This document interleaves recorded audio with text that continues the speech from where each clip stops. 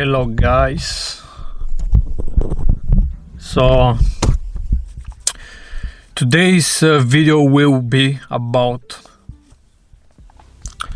the politicians and what I actually think they should learn, or qualities that they should have to be actually good politicians. And by good politicians I mean in a moral, ethical way, not necessarily successful politicians, because obviously that's two different things. To be a good politician, to be a successful politician, it's not the same, and definitely you need different type of qualities to be one or another. Well, the best is to be both, obviously, but we definitely don't see that as much as we need to see. And one really good qualities that politicians should have is to actually stop being so dogmatic. You see all the time. Politicians get some they're loyal to their beliefs no matter what. I mean, you can basically prove him that his beliefs are wrong, that his decision to support whatever party or ideology, you can prove him and he will still neglect the facts that you give him, because he's in love with his beliefs, he's in love with his party. In a way, most of politicians are not rational. I mean, most of people are not rational. You can argue that no one is rational, but you can see that in politicians, they're normal human beings. So don't get me wrong, it's not like we expect them to be some kind of supernatural human being. But obviously, to be politicians, you need to have some particular qualities. And I believe one of the qualities is actually critical thinking. And in a way, open-mindedness as well. But not open-mindedness in a way to have liberal views about everything. That's the other thing.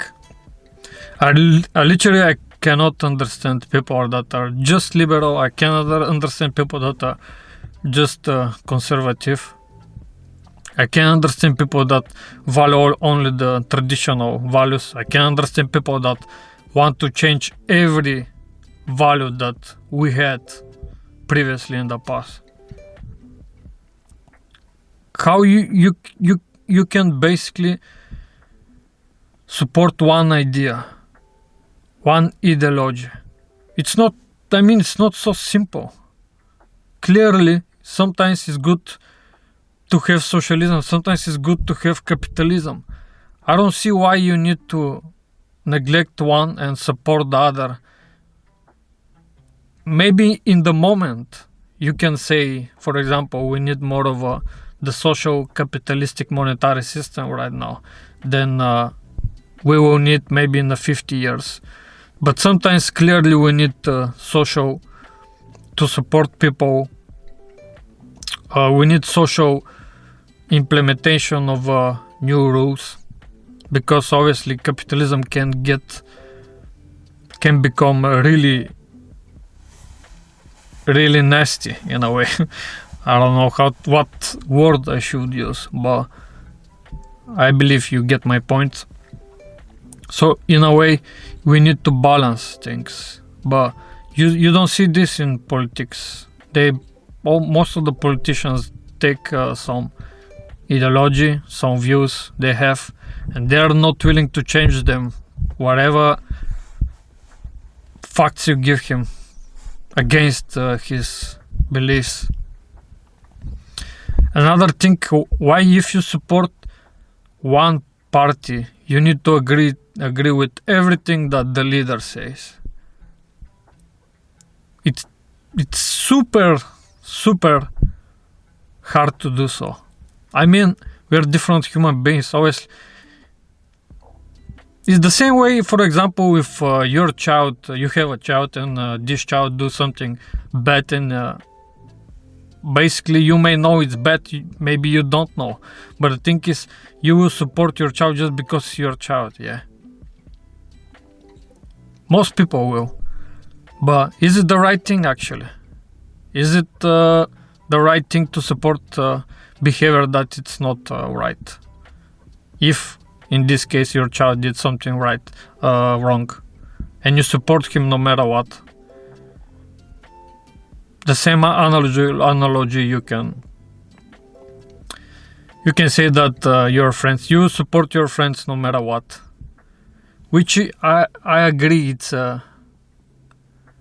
in a way good loyal thing to do, yeah. But if we do that, we create a lot of troubles, basically, because these politicians treat their ideas, their beliefs like their own child, and they're not willing to change their mind.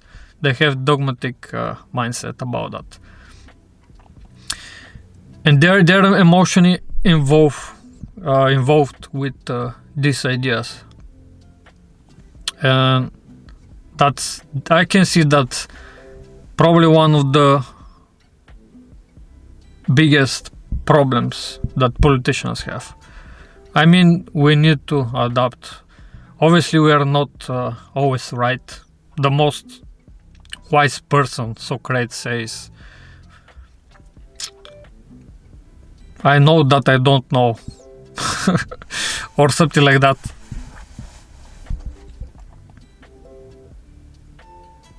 Basically, you can't be sure about your beliefs. It's almost impossible to be such narrow-minded. It's really hard to be right about anything.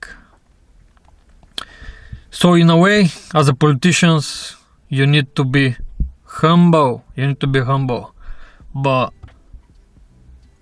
most politicians aren't.